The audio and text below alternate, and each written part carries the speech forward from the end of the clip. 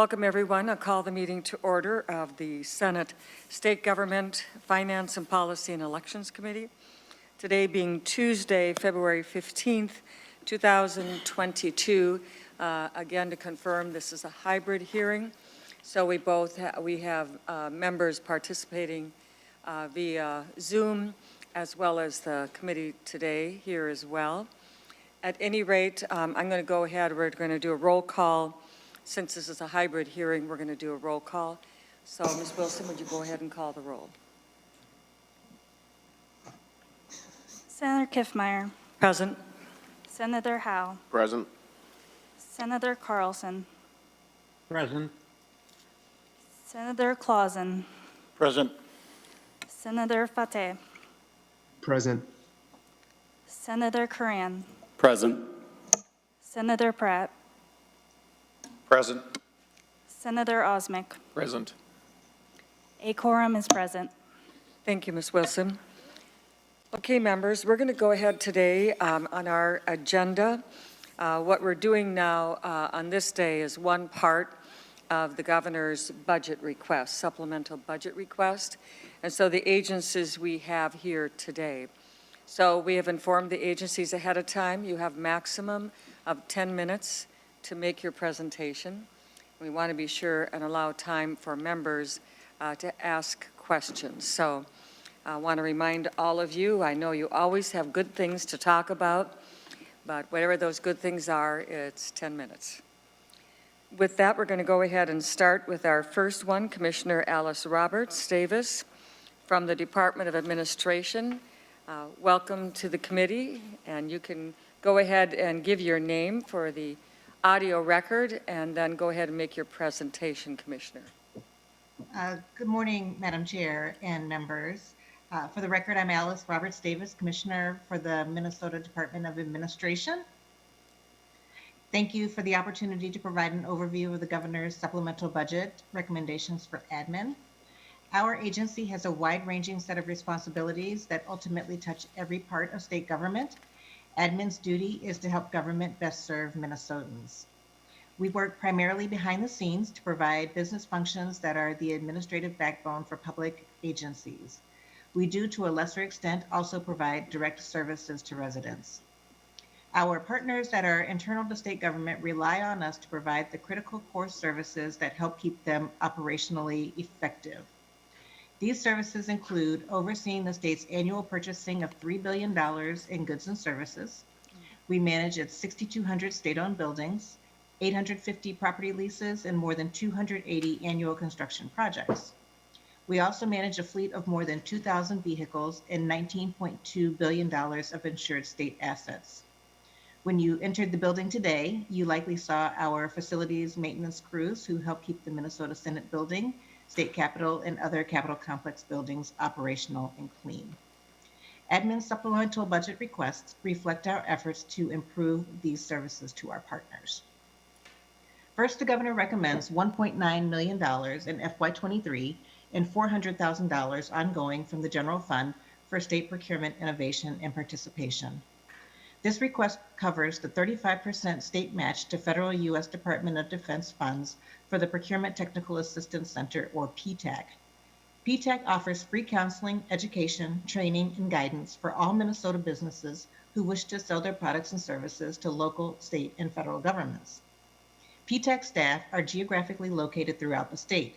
This is because the ability to connect with local PTAC counselor makes contracting less intimidating and more accessible for all Minnesota business owners.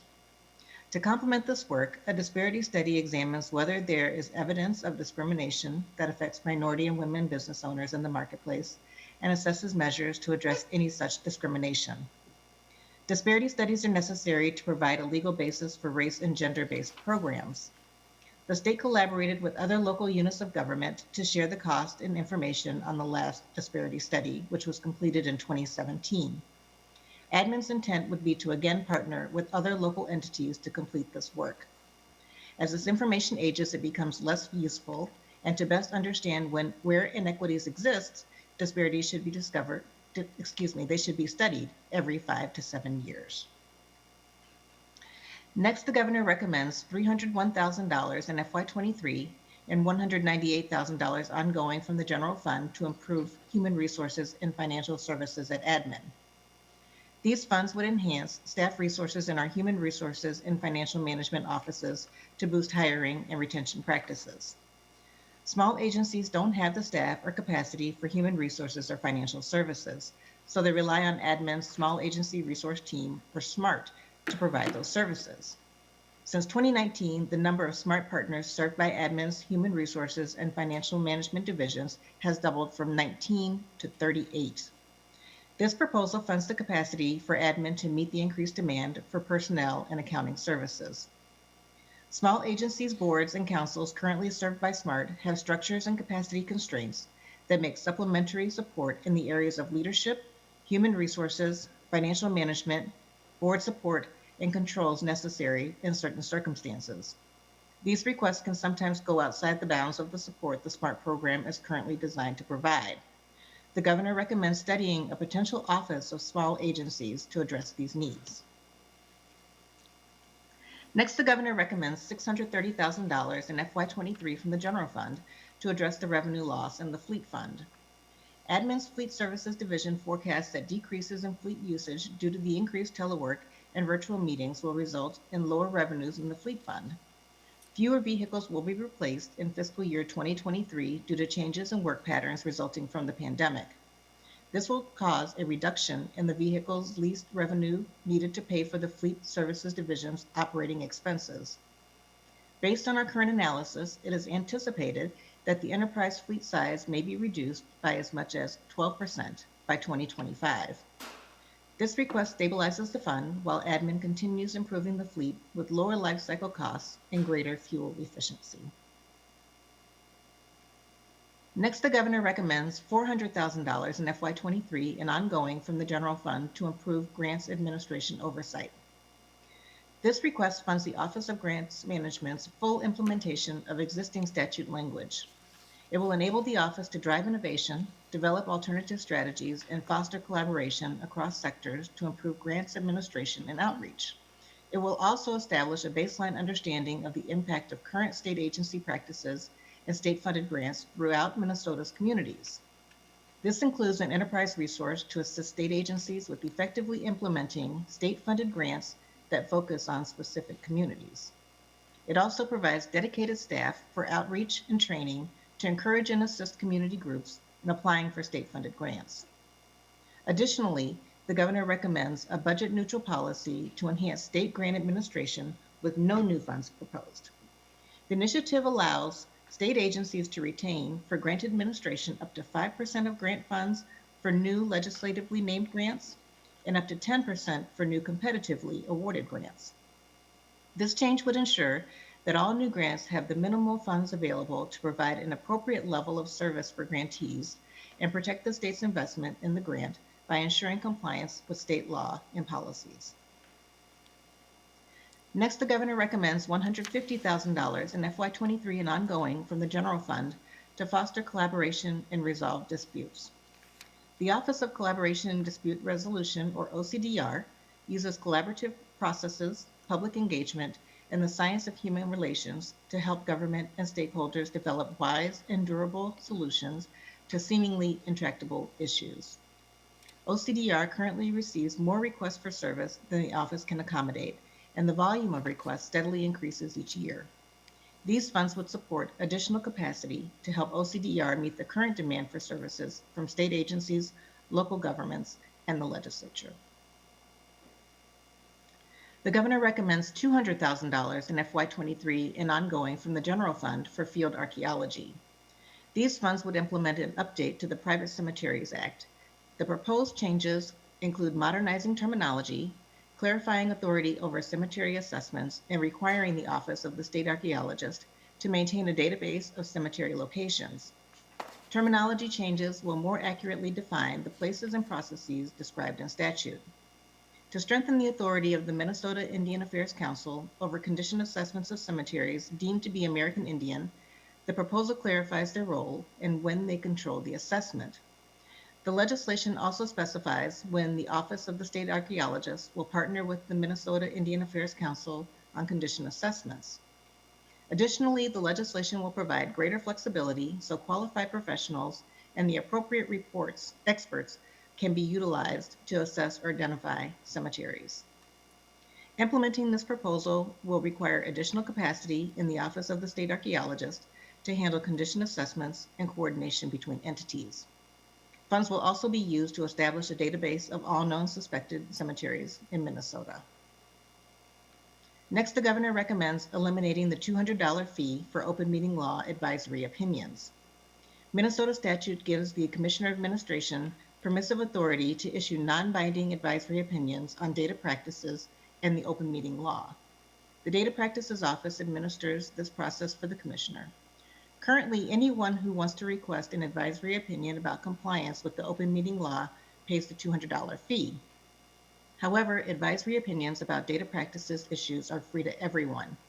For consistency, the governor recommends eliminating the $200 fee for open meeting law opinion requesters. Admin can absorb the anticipated lost revenue from this change, which is estimated to be less than $1,000 per year.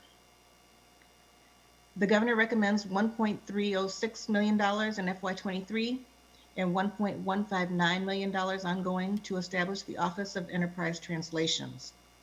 This office would translate written materials for state agencies in Spanish, Hmong, and Somali in a timely manner. The proposal also creates a fund for agencies to access the additional languages or when more technical expertise is needed. The office would also provide language-specific web pages with links to translated materials on state agency websites. The ability to consistently and efficiently provide information is a challenge that state government must meet in order to effectively serve all Minnesotans. For many programs that receive federal funding, providing translated materials is mandatory, yet the state is not addressing these requirements at an enterprise level. Without financial resources providing specifically for translation, agencies are left with the difficult choice between directing funds to their core operations and the translation of key materials.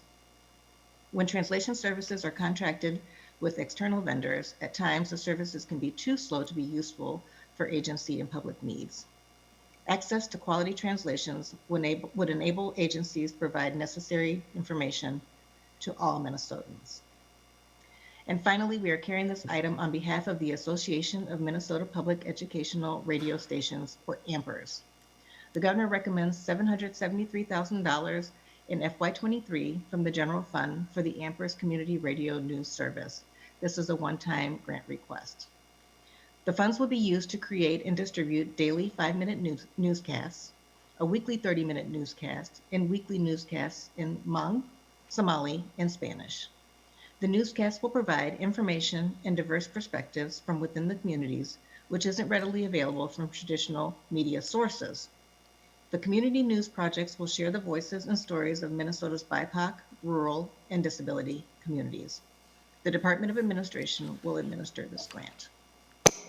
That completes my overview of the governor's supplemental budget recommendations for the Department of Administration. Thank you for your time today. I tried to adhere as best I could to the 10 minutes, and I'll stand for any questions that you may have. Thank you very much, Commissioner. I appreciate your presentation today. With that, members, we will take some time for questions, and Senator Osmek, you're first. Thank you, Madam Chair. Commissioner, on page 9, the advisory opinion consistency slide, I know it's only $1,000. The problem that I have with removing the $200 fee is that I strongly believe that you're going to be opening up the floodgates. There are a lot of people that love to make life difficult for city councils if they disagree with their decisions, or school boards for that matter. And there are many fishing expeditions, I believe, could be embarked upon by not having some fee that offsets the amount of money that is necessary, or the amount of time that's necessary to process an opinion, because certainly lawyers don't work for free, no matter where they are. I guess I would like to hear your opinion on that. I've just seen enough to know that not having a fee, going from a $200 fee to no fee whatsoever, could cause a lot of workload for people going on those fishing expeditions. Can you respond to that, please? Commissioner. Madam Chair, Senator, based on the department's outlook on this, they feel that they get very few of these requests at this point in time, and that the cost of doing the charging for the administrative fee on that actually costs them more money than doing the actual $200 fee or administering the actual $200 fee at this point in time. And so after weighing all of those different factors, they've determined that it actually is more cost effective for them to waive the $200 fee. And that's just based on their years of experience in administering this program. Senator Osmic. Thank you, Madam Chair. I appreciate that commentary, and actually, I almost would agree with you that if the cost of administering this isn't worth the $200, I'd probably agree with that. The only issue is, you're going to have a flood of these start up. Part of the reason I think you don't have them is because I don't think people want to go on a fishing expedition if they got to pay the freight. And now, if you're going to have no fee, I will say monitor this, and don't be surprised if suddenly you have a 3,000% increase in the number of advisories you have, because people are going to be looking for trouble. And by the way, Commissioner, the other thing that I'm concerned about too is that it's not necessarily the workload on your side, but if there's an open meeting violation, the local jurisdiction that has to assist you and respond to this is going to have staff time involved on their side. Promoting additional fishing expeditions, as I keep calling it, is a very, very dangerous place to go. So, thank you. Okay, members, any other? Senator Howe. Thank you, Madam Chair. And Commissioner, when we look at, I think it's slide 5, and on the fleet fund, you said there was are we expecting a 12% reduction in the fleet, or was that the fleet size has been reduced by 12%?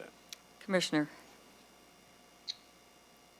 Madam Chair, Senator Howe, no, we are projecting that could happen.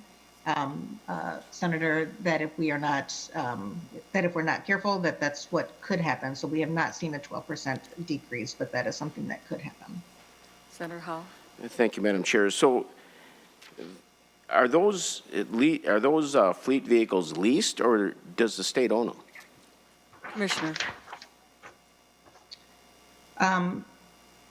Madam Chair, Senator, the fleet vehicles are owned by the state, and we lease them to the agencies.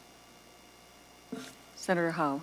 Thank you, Madam Chair. So if we would just go ahead and put those vehicles that we have, if they're not being used currently, if we just sell those vehicles, couldn't we take care of our shortage, or our? And then the other question I have there, I would have to believe that if there's a reduced usage, there's reduced cost in maintenance. I'm struggling with that concept just because they're not being used. I mean, if we own them and they're not using them, why don't we just reduce the number, and people have to, if they're going to come back to work, and they'll just have to schedule those activities around when they can get a vehicle. Thank you, Senator Howe. Any other questions? Commissioner, for me, it's very important that we get the actual language. And can you update the committee on the status of actual bill language for the Department of Administration? Commissioner. Absolutely, that is at the revisers, Madam Chair. At the revisers. Okay, do we have an estimated time of arrival, Commissioner? I can check into that, Madam Chair. I don't have that off the top of my head. Okay, that's very, very important to me. We have this hearing, but the actual language is really, really what we go by here. But I appreciate your presentation and doing all that. It'll save time later when we actually have the budget, and then we will have had some of this testifying. In regards to some of the languages, one of the things realizing many times that the individual dialects really make a difference. So one translation into one specific language there are many, many dialects. And many of these languages have people who only understand oral, do not have the capacity to read, especially once they've come to America. Coming from their countries, reading those languages. So when I take a look at this, that's the input that I have gotten from folks. Would you like to comment on how you would handle the various dialects, Commissioner? Thank you, Madam Chair. We would have 2 staff people within the Office of Enterprise Translations for each language, and that would help us with working towards the different dialects that need to be interpreted. I think that what's really important here is that the pandemic has shown us that having information readily available to people that we can get out in a timely manner so that they can be armed with information, both in literature and also on web pages, has been lacking on the state's behalf. And so that is why the Office of Enterprise Translation is very important, something that we really should be able to have. Working with contracted vendors is often slow. They don't understand the messaging that the state is trying to convey. They often don't understand some of the technical language that we're using when we're talking about everything from healthcare to agriculture. And so having those types of services in-house and, to your point, somebody who can get a good hold of what those different dialects that we need to be in tune with would be extremely helpful to have within the state in that expertise as part of our state team. Thank you, Commissioner. There are dozens and dozens of dialects. Interesting, even in the United States, English. You go to different parts of the country and how they convey and how they communicate, but this is also predicated upon them being able even to read. There's a lot of issues that are in this particular thing. Senator Carlson, I believe you have a question. Yes. Senator Carlson. Thank you, Madam Chair. Senator And, Carlson, before you start, would you take your hand down right away? Because the tendency is, folks, you forget to do that, and then I I'll never do. know for sure. So if you go ahead, Senator Carlson. Okay. Yes, Madam Chair and Commissioner, I guess what I'd like to do is I'd like to echo Senator Osmick's concern about the removal of the rather small but concerning fee for getting legal advice, in advisory opinions. That this, I believe, and I think Senator Osmick is absolutely correct, that this could open up a floodgate that would be hard to shut down. There are people that do want to, let's say, visit a lot of busy work on agencies. And I think we see that in some other agencies. And I don't know that there's any way to charge for that kind of information or, by the page or anything like that. But I do have a concern that this might be in a very attractive way to just make your life hard and have to demand a lot of information from the agency. So I want you to approach that very carefully. Thank you, Senator Madam Carlson. I appreciate your comments. Thank you, Senator. Members, we've got a full agenda, so I've allowed some questions as we go along because I think it's easier to follow. But we're going to go ahead to the next item on the agenda.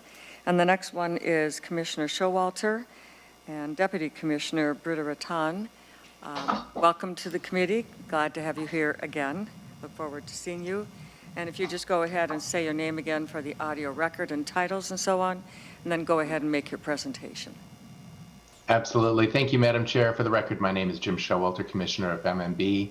I'm pleased to join you today with Deputy Commissioner Britta Rattan, who will be walking through our request. In particular, there's a significant item that we want to make sure we get you some background information on, and we'll spend much of our time on that particular item.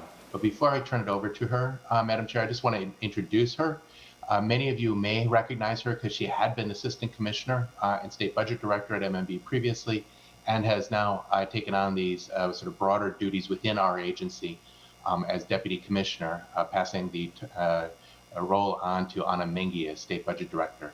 The other key change in terms of people you're going to see in the State Government Committee is Kevin McHenry, who's taking over for Laura Lane as our Legislative Director. So you'll see Kevin, and we just look forward to working with you and the committee during the course of this year. With that really brief introduction, given our limited time, I want to turn it over to Britta to walk through our recommendations and requests for this year. Thank you, Commissioner Showalter. Deputy Commissioner Rattan. Thank you, Madam Chair. Again, my name is Britta Rayton, Deputy Commissioner at Minnesota Management and Budget. Thanks so much for the opportunity to testify today on our supplemental budget requests. The first request is for sustainable and stabilizing the funding of our state's ERP systems. This is our Enterprise Resource Planning System. If you'll turn to the next slide, this slide gives you a sense of the broad scope of these systems. These systems really support the work of state government in the areas of accounting, human resources, payroll, and learning management. And so I just want to make sure it's clear just how broad these systems are. If you'll turn to the next slide, you can see just the volume of transactions that these systems handle, and they are used by all of the agencies in state government and really provide the backbone of state government operations. Turning to the next slide, we currently do not have a sustainable funding model for these systems. In recent years, we spend approximately $22 million per year in order to maintain and operate our statewide ERP systems. Under current law, we have the authority to bill other agencies up to $10 million per year. So there's obviously a gap between the $10 million we can bill other agencies and the overall cost of about $22 million that we've been spending. So that means that MNB is really relying on a variety of other funding sources in order to meet our ERP systems cost and to absorb growing inflationary pressure on our spend for these systems. We've primarily relied on one-time funding sources for upgrades and projects to support the system. And much of that funding has come through Odyssey fund requests. These are the requests we send to the legislature at the end of a biennium, asking to, instead of having operating dollars cancel, to hold them in an account in order to support systems updates going forward. So we've made use of those Odyssey fund requests to support our systems. But the other thing I want to note, and you'll see this on the next slide, is that we've also been relying on an accumulated balance in our statewide systems billing account in order to meet the needs of the systems in recent years. So what this chart is showing you is, the prior slide was an annual look at the costs of our systems. This is a biennial look, and that's important to that distinction. But this is a look at our statewide systems account and the balances in the last few biennia. So what's really important to note is you can see the revenues in the account are $20 million per biennium. That's based on the $10 million per year that we can bill to other agencies. So that's supporting $20 million per biennium in spend. You can see that our expenditures in each biennia have exceeded that. And that's because the needs of the system are greater than the resources we have coming in each year to support it. And we did have an accumulated balance from early in our implementation of SWIFT in order to be able to spend down the balance now. But what you can see from this chart is that in our current biennium, we don't have enough resources, we don't have enough accumulated balance in the account to support the full spend that is required for the system. And so you can see we have a structural imbalance, and we've had a structural imbalance for a number of years, but this is the year, this is really the tipping point year where we don't have enough resources in the account to continue the spend at the current level. If you turn to the next slide. So this slide is just showing you that in recent years, we have been flagging that we don't have adequate funding to support the maintenance and operations of these systems. We have made a number of requests of the legislature. Typically, those requests have been funded at a far lower level than the original request. Turning to the next slide. So what we really want to highlight for you all is with this lack of predictable, sustainable funding, this has meant that we can't do all of the maintenance that's required for this system. We're not adequately updating all of the systems, and we have one in particular, our data warehouse system, which is what holds all of our historical information for both HR and for our accounting transactions. That data warehouse has not been updated since it was put in place about a decade ago. So because we haven't had the adequate resources to do that, that's kind of the system that has been waiting on hold for us to have enough resources. All of this means that it leads to security and performance risks of our systems when we can't adequately update and maintain the system. The other issue we have is that we have agency partners that wish our systems did more. Because we barely have enough resources to kind of meet that minimum threshold of maintaining and updating our system, we haven't been able to build out additional capacity in the system to deliver on those business needs of agencies. And what that means is that agencies end up kind of building their own side subsystems to meet their needs, which is just an inefficient model across the enterprise and leads to higher costs overall. You turn to the next slide. So this slide really gets to the solution that we are proposing to you today. Our request in the short term is general fund resources to stabilize our systems. So the request is for $6.3 million in FY 2023 and $17.9 million in the biennium 24 and 25. This is really to address the funding gap that we're currently seeing in our statewide systems account, as well as provide enough resources to do an upgrade to the data warehouse, which I had mentioned is the one system we haven't been able to do kind of an overall upgrade to since it was put in place. So that's kind of the short-term stabilizing the system piece of the proposal, and that's for one-time resources. Going forward, we would like to eliminate the cap on the statewide systems billing account. That's the account that's capped in law at $10 million per year.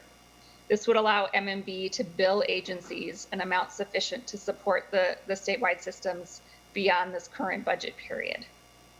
As part of that, we would also establish an advisory group of state agencies. They would help advise on the amount of the billings as well as the services from the systems that they're getting. So they could help advise us on whether there is interest across the enterprise to build out certain enhancements to the systems to meet their business needs as well. Turning to the next slide. This really breaks down the component parts of our general fund ask in this current budget horizon. So it really breaks down across three areas. The first is to just address that gap in the statewide systems account funding. So as you saw on an earlier slide, we've been using balance in that account to support spending on the maintenance and operations of our systems beyond the resources available in each year. And this, and we've depleted that balance. And so this line item of 1.3 million in 23 and then 8.6 million in 24-25 provides the ongoing resources to maintain the spending at that level. The next line shows the spending for the data warehouse. Oh, thank you. For the data warehouse upgrade. That is the one component of our statewide systems that we have been unable to update holistically because we haven't had the resources available to do it. That would happen over a number of years, but it's 4 million in 23 and then 6.1 million in 24 and 25. And then additionally, we're seeing that we do need some additional capacity with additional FTEs, primarily at MN.IT, but as well as some business FTEs at MMB to support the work of the system. That's 1 million in 23 and then 3.2 million in 24 and 25. So that's how it rolls up to the full general fund ask over this budget horizon. Turning to the next slide. This is just a slide that kind of gives an overview of the vision we have with our statewide systems. The general fund ask is really to stabilize the current state of our systems, so bring all of our systems into supported status make sure we're addressing the security and reliability of these key systems to state government operations. And then we have the foundation to really build future improvements. Then with the lifting of the cap on the statewide systems billing account, we would work with our partner agencies to identify what the needs are going forward and develop a roadmap for change with our ERP systems. And that leads us to the stage where we can really execute on that roadmap, and as well as begin to explore the next generation of our ERP model. If you can turn to the next slide. I just want to briefly highlight, there was an Office of the Legislative Auditor report in 2018 that highlighted that we do not have a reliable and sustainable funding source for these systems. One option within that report was potentially lifting the cap on the statewide systems billing account. Additionally, MMB did work with an external consultant to look at our statewide systems funding model. Their advice in that report was to lift the cap on the statewide systems billing account and allow the full cost of maintaining these systems to be billed to the users. And then if you'll just turn to the last slide. And this is really consistent with some of the issues highlighted by the Blue Ribbon Council on Information Technology about the need to make sure we are consistently, reliably funding long-term IT system support. This is an issue not just for our state ERP systems, but across the enterprise. And so just wanting to highlight that this is an issue that they have highlighted that needs to be addressed. That is my summary of our statewide ERP system, our sustainable funding request for that system. And with that, I'll turn to the next few requests we have. This next request is for evaluating the impact of investments.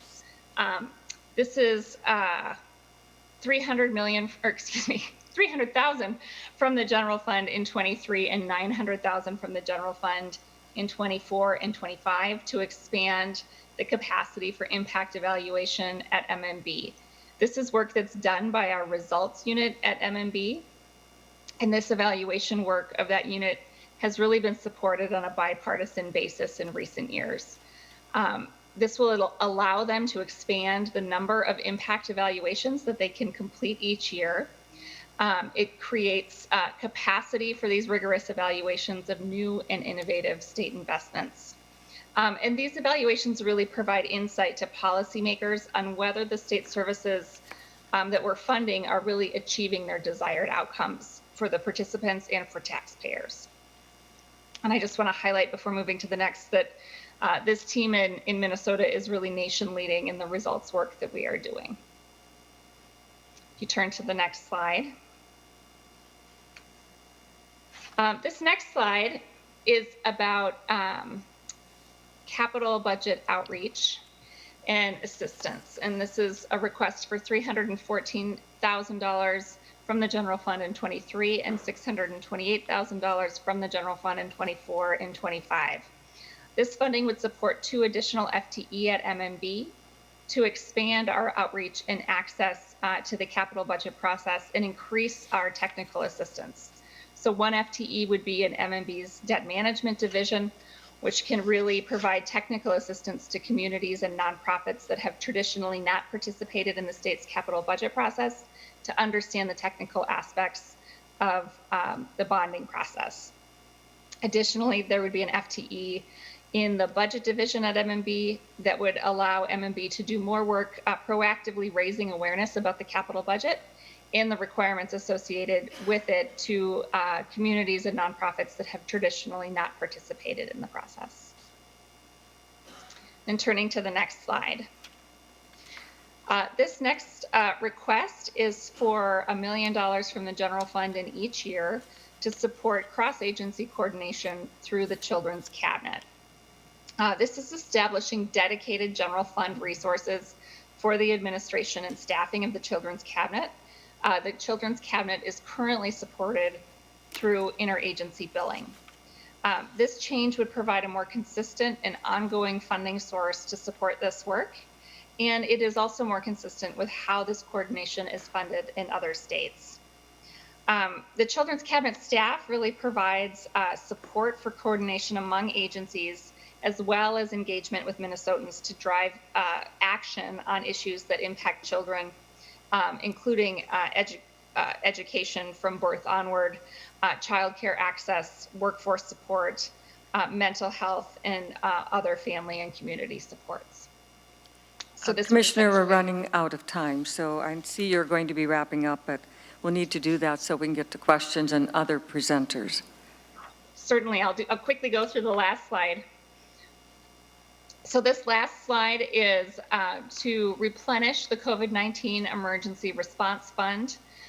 This is a request for $500 million, $350 million from the general fund, $150 million from ARP. This establishes an account for emergency COVID-19 pandemic response. And this is really a flexible source that allows quick and efficient response to changing conditions with the pandemic. If you recall, the governor had a similar account coming out of last session and used those resources to really quickly deploy funding to stabilize the healthcare system, to support testing and vaccination efforts, and to also enhance resources for sheltering and rental assistance. The ask is to be able to continue this flexible response to the pandemic going forward. And with that, Madam Chair, I can answer questions. Thank you, Deputy Commissioner Rayton. I appreciate your presentation, and we'll go to member questions. Senator Coran, then I'll go to Senator Howe. Thank you, Madam Chair. On the, a couple questions back to the original proposal on the ERP systems. So today, you currently have $22 million a year to support it. Are all of the systems that you have housed in the cloud, or are they on our physical data center? Deputy Commissioner Rayton. Senator Coran, they are not housed in the cloud at this point in time. That is something that we would explore going forward with our next iteration of our ERP. Senator Madam Chair, and sorry, Commissioner, oops, I don't think that's me. Mute your laptop, maybe? It's not mine. Oh, okay, all right, just checking. Deputy Commissioner, could you help me on understanding? Oops, I don't know who's muted. Mine's me. Sorry about that. Let's move forward. So, MN.IT also has a request to move all existing facilities.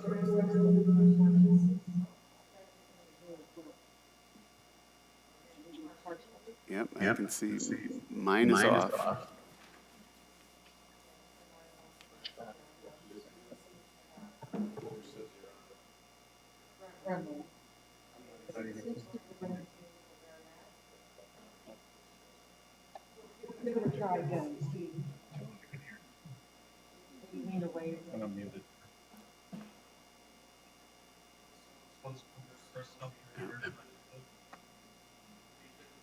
Yep.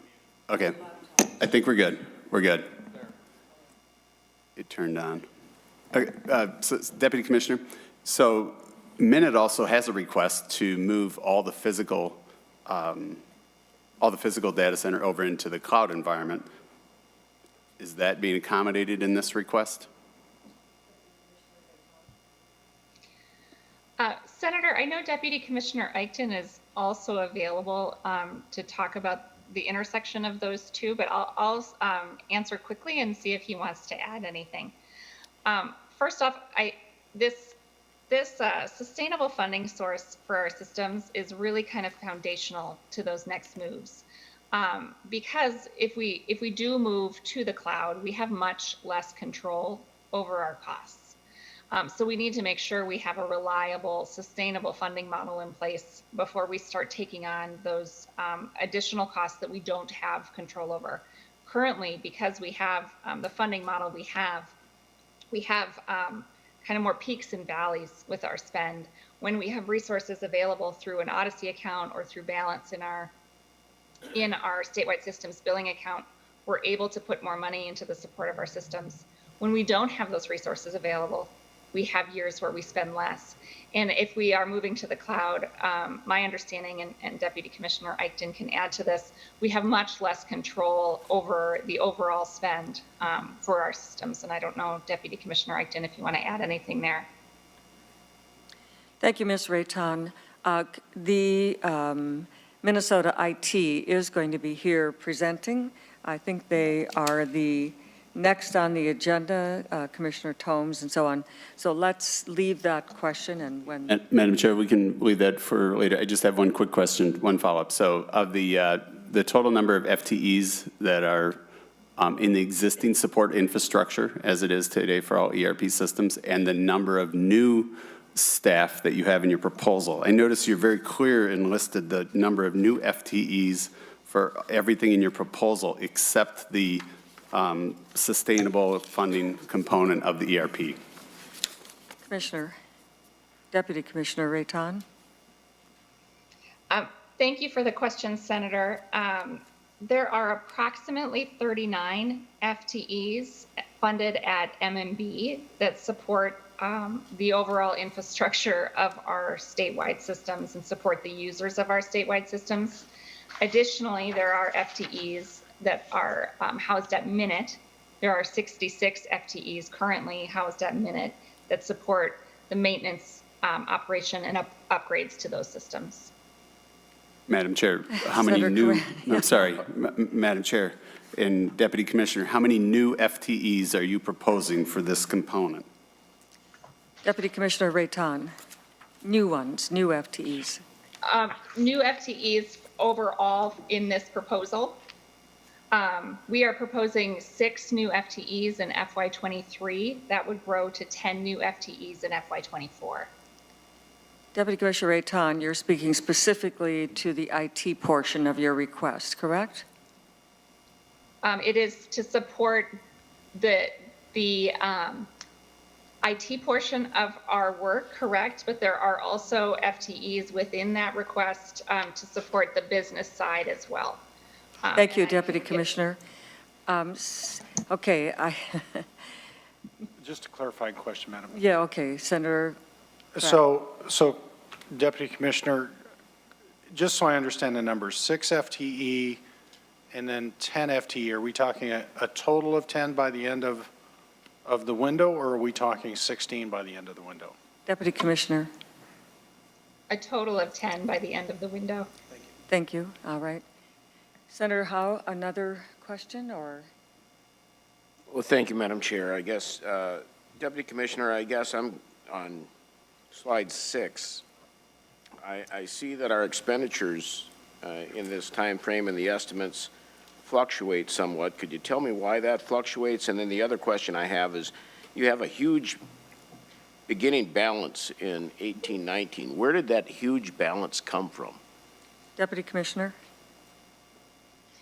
Senator Howe, thanks for the question. Some of that fluctuation is based on the upgrades that were happening at that time. So there are times within that time horizon where we brought in contractors to help with upgrading systems where needed.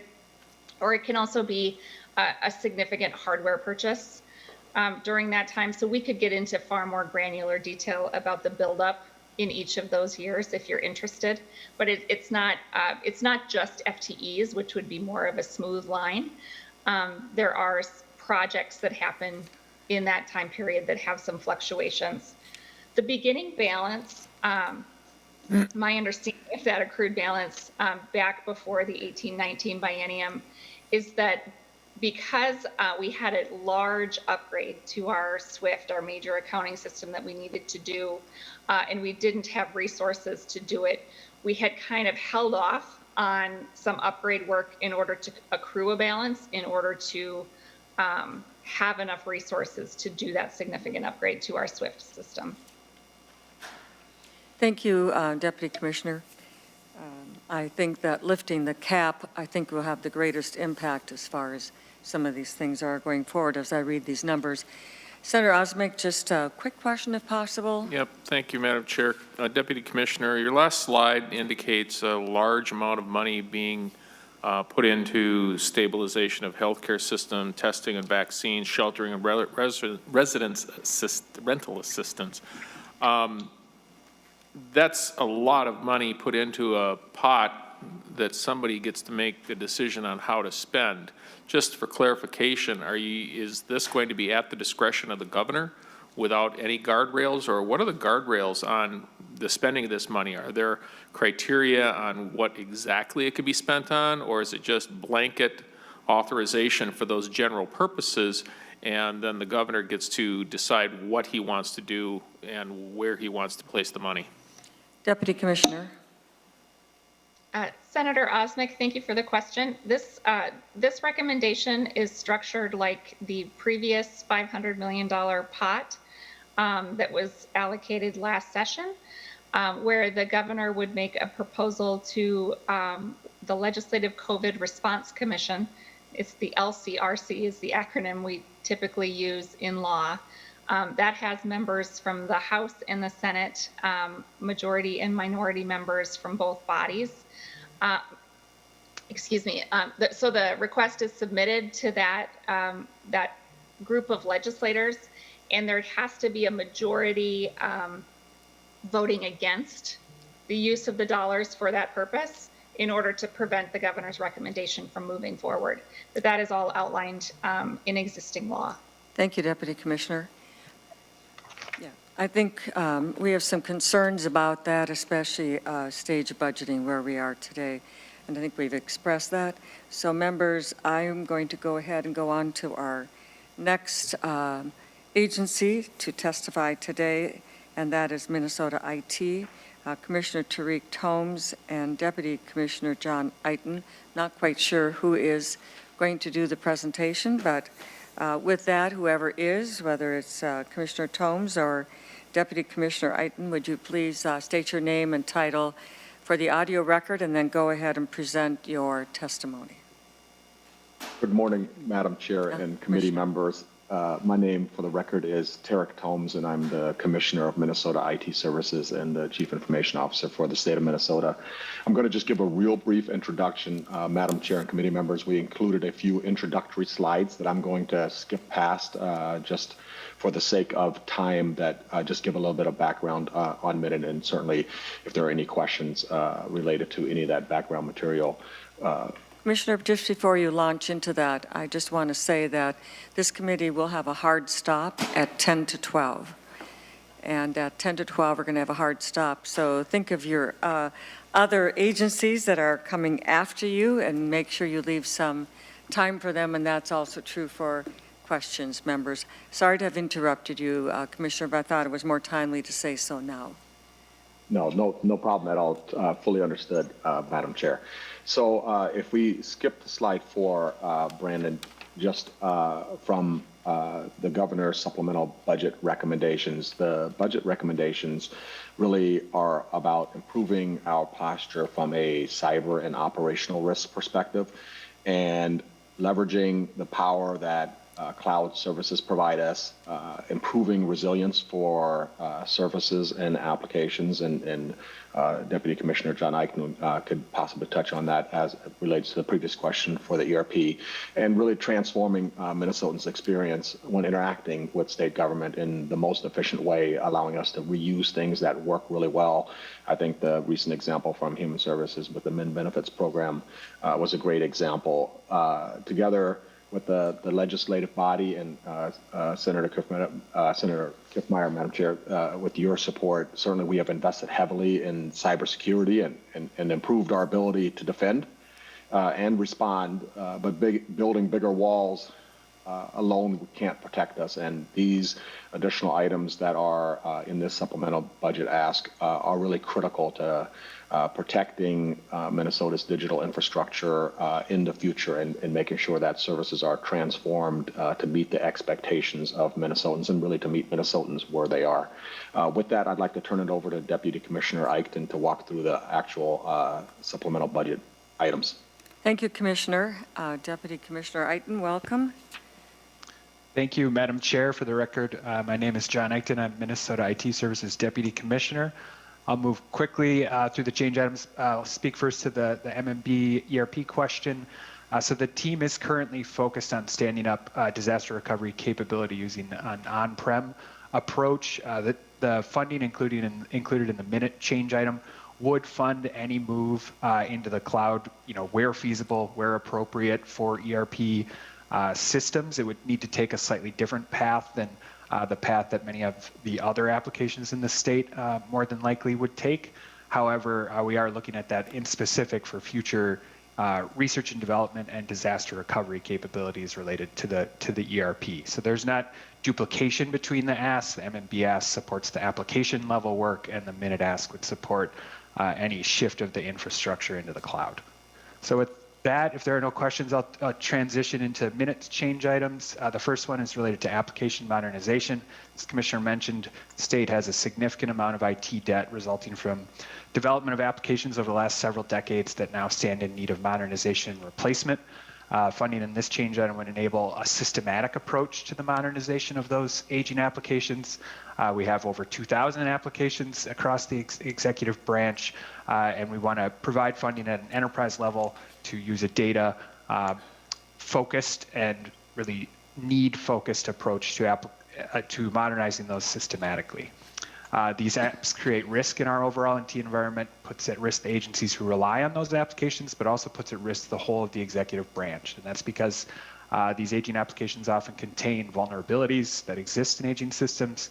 They create doors for cyber actors to enter, to move laterally in our environment, and ultimately to steal or hold hostage data that is critical to effective government operations. I'm sure you've heard ransomware attacks.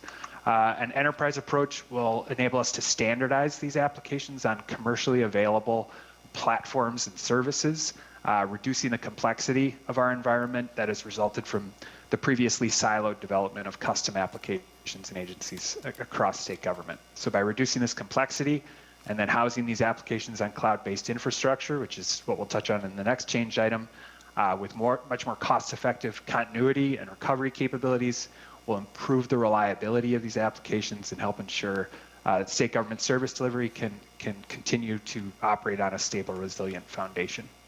Lastly, I'll just note this type of enterprise approach enables the state to advance recommendations from the Blue Ribbon Council, which is now the Technology Advisory Council, because many of the most fundamental components that dictate the success or failure of IT modernization efforts really have nothing to do with coding or servers.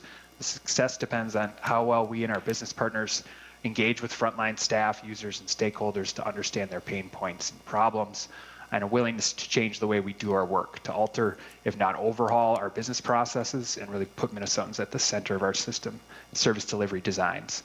I will jump over the remainder here and just say, give the amounts you can see on the right, 5.25 in the current biennium and 14.625 in the next biennium, so a ramp up as the process is put in place to identify and prioritize systems for modernization. Advancing the slides, I will not dwell on this one long, but to give you an idea of what the look and feel difference and the experience differences between a legacy application and a modern application when attempting to interface with them via a mobile phone.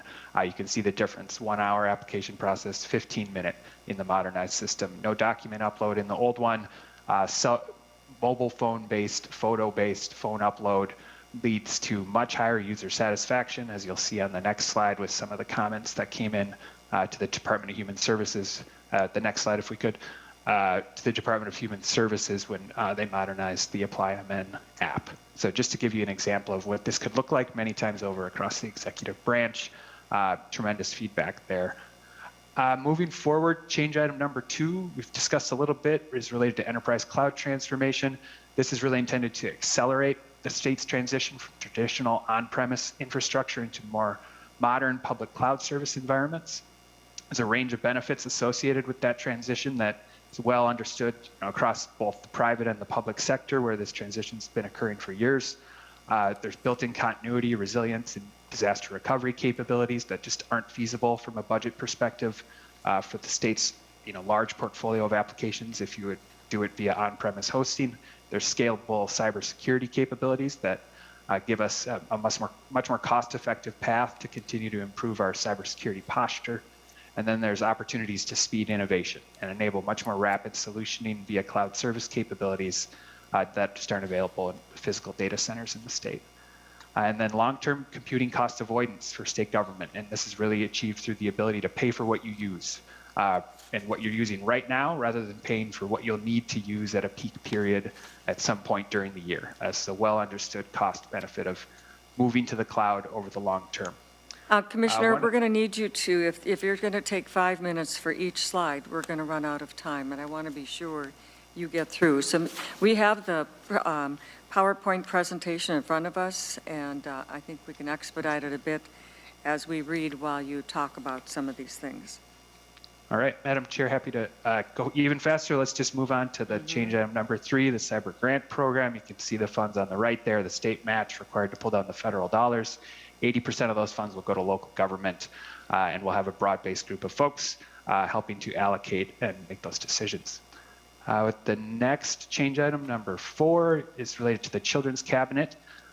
This is a group talked about in the MMB presentation. They've identified several opportunities for interagency service delivery that are not currently within IT budgets for those agencies. So we're creating an enterprise fund to support those projects and yield a much better user experience for families and children.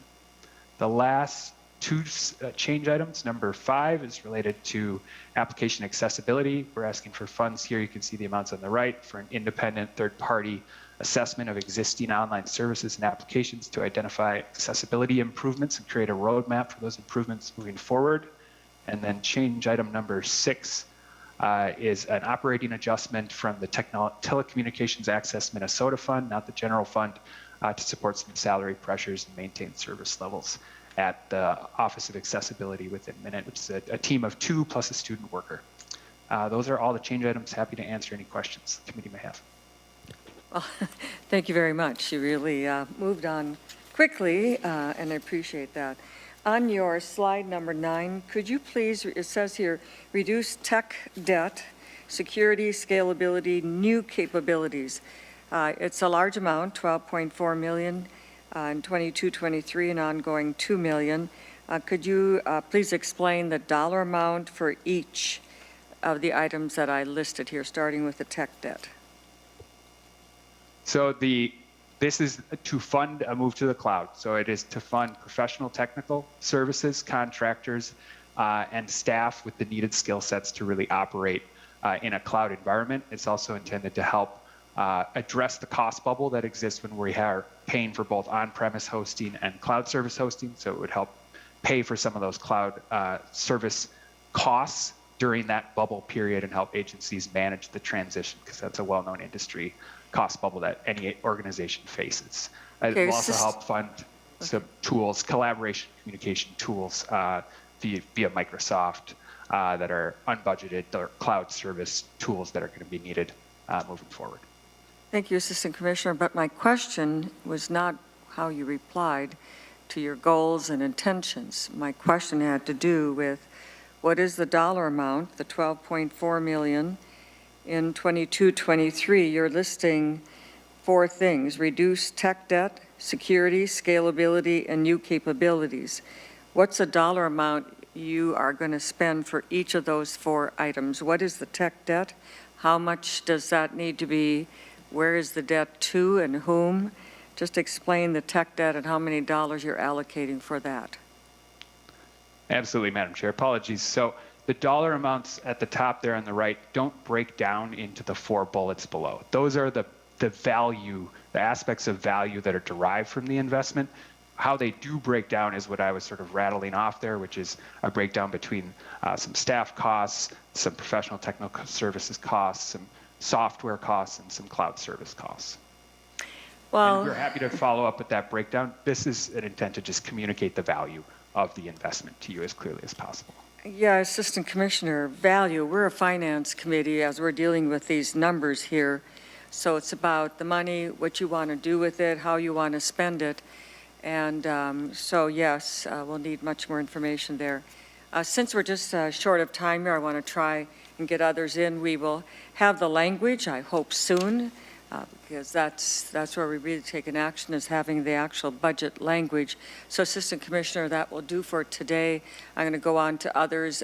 Maybe you could give more information as we continue here waiting for the actual language. Thank you, Assistant Commissioner Iten and Commissioner Tomes. Thank you, Madam Chair. All right, we're going to go ahead then, and we're going to move on to the Board of Accountancy. Ms. Johnson, welcome. Again, for members, you have, she doesn't have a PowerPoint for this, but you all have a document that has been handed out to you in regards to the Board of Accountancy. So if you have it in hand here, that is what she will be using, and you can go ahead and use that as you, Ms. Johnson, speaks. Thank you, Ms. Johnson. Welcome to the committee. Again, your name and title for the audio record, and you can proceed. Thank you. Good morning. My name is Doreen Johnson. I'm the Executive Director at the Minnesota Board of Accountancy. May I proceed? Yes, please. I am here to ask for a one full-time equivalent for the Board of Accountancy. The Board of Accountancy is responsible for ensuring that the standards are there to protect the public as it relates to public accounting work. I've given you slides. We license approximately 17 to 18,000 individuals, as well as about 1,600 firms right now. Our funds go directly to the general fund. We are a net profit to the state of Minnesota. I didn't ask for a full-time equivalent in the last budget cycle. As you may recall, we were in a totally different situation as far as talking about money, and we were asked Can you to lean into the microphone? Excuse me. It's We were hard asked to get, and we want to hear what you have Sure. to say. We were asked not to have full-time, or to add additional staffing. However, what's happened for our agency, I'm also the director of the board that licenses architects, engineers, land surveyors, landscape architecture, geology, and soil science. Why is that important to this story? It's important because as a result of the two agencies sharing a back office, we've had a lot of interagency agreements. As the other agency has had retirements, those interagency agreements, based on the service needs that need to be delivered, have had to be canceled. Therefore, I'm really struggling and short with the need for another full-time equivalent to meet the needs of the certified public accountants and the public accounting industry that we do. So I am asking for an annual spend of $120,000 out of the general fund, to which we put our licensing fees into it, so that we can obtain a full-time equivalent to handle the changes to licensing, some oversight to make the changes in the demands that are required of the agency. Madam Chair. Thank you, Ms. Johnson. So, Ms. Johnson, on the Board of Accountancy, you charge fees, and do all of those fees go into the general fund? Ms. Johnson. Madam Chair, members of the committees and the public, yes, all of the fees go directly to the general fund. And what amount of revenue do you collect from those fees? And what is your current operating budget for the Board of Accountancy? Ms. Johnson. Rats. Madam Chair, I didn't bring all of that. I believe we bring in excess of $1 million per year in comparison to what, and that's not including our appropriations. We bring in over excess of $1 million. Thank you, Ms. Johnson. That was kind of the point I was trying to make. You are a net contributor above and beyond the fees. Have you considered reducing fees to match your appropriation, Ms. Johnson? Madam Chair, we have two issues. Yes, that is going before the Executive Committee for the Board of Accountancy, actually, I think next month. The other issue that we have is our software system is not on the main Minute system. We have a standalone software system, and we are also having to make that assessment based on recommendations from Minute. So before we reduce the fees dramatically, we need to see what that's going to cost to replace that entire system, and that's also part of the consideration being discussed with the Executive Committee and the full board. Thank you, Ms. Johnson. Members, just to realize that whenever an entity pays fees, but it goes into the general fund instead of a special revenue account. When it goes into a special revenue account, those excess dollars accrue and then can be used for such things as an IT upgrade, which takes more of a specific amount of money over a period of time. And with a special revenue account, it enables you to accrue dollars to have for that. So I'm a big supporter of fees going into special revenue accounts.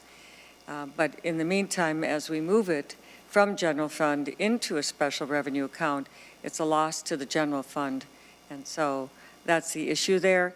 But just to let you know, Ms. Johnson, if you went to a special revenue account, those dollars would accrue to you on a year-on-year basis. And then when you needed to make an ask like this, that's money segregated for your Board of Accountancy to begin with. I'd highly encourage you and your board to consider that and supporting that sort of a move, and especially right now when we have a surplus and we're in a situation, 1 million is a relatively smaller amount considering the whole budget, but it's a big deal, and we want to see the Board of Accountancy be able to do their work, and that's an important part of it. Those are my comments for you, Ms. Johnson. It's just discussion kind of thing. We thank you for your work. Would you want to make any other closing comments otherwise? No, Madam Chair, I thank you for the support that the Senate has given to the Board of Accountancy in the past, and I ask for your support in this supplemental change request. Okay. Thank you very much, Ms. Johnson. Pleasure. With that, we're going to go ahead and go to the Humanities, Minnesota Humanities Center, and so we have a presentation there. Mr. Lindsay, if you want to go ahead and state your name and title for the audio record, and then you can go ahead with your presentation, Mr. Lindsay. Thank you, Madam Chair. My name is Kevin Lindsay, and I have the pleasure of serving as the CEO of the Minnesota Humanities Center. Appreciate the opportunity to address the committee as part of the governor's budget for funding to the Minnesota Humanities Center. I believe that you have all received the slide presentation from the Minnesota Humanities Center. I will try to keep this very brief for you. Are you able to see the presentation at the time, Madam Chair? Yes. Well, Mr. Lindsay, we all have paper copies, but the big thing is for the online folks who are viewing online who may not have that, though they can print them, look at them, download them from the committee website. Are you looking to, looks like it's coming on screen. Now it's coming. Okay, there we go. So this is the building of the Minnesota Humanities Center. It is on the east side of St. Paul. The vision and mission is stated there. I think it's important in trying to keep time. We have 8 minutes left, Madam Chair, to your schedule here. It's important for folks to understand that we're an affiliate of the National Endowment for the Humanities, and with that, we seek to provide services for all Minnesotans throughout the entirety of the state. Our respective request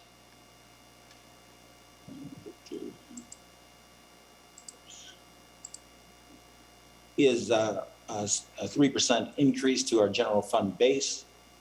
Half of this would go to a cost of living increase for salaries and benefits, and then half would be to modernize Minnesota Humanities IT infrastructure. This request would maintain our current level of service. As articulated by the Board of Accountancy, we did not make this request at the start of this biennium because of the particular financial situation that the state found itself in with and trying to figure out how to deal with the pandemic. We believe that the funding increase as to cost of living adjustment and for benefits will allow us to maintain our current staffing levels. We're trying to retain the highly trained humanities officers that we have and to ensure that, again, these benefits flow throughout the entirety of the state.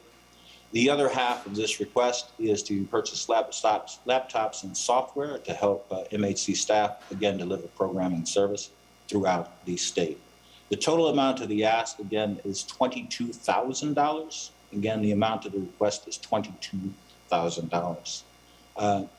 Again, appreciating the hard work of the committee. I'll try to keep this brief and to see if there's any questions at this time. Thank you, Mr. Lindsay. I don't see any questions here today. Thank you very much for your presentation. I appreciate your time. And again, we're looking forward to the actual language, which is critical to us taking any future action or consideration. Look forward to having that. Well, members, with the business of our committee being completed for today, we will see you tomorrow. And with that, we are adjourned.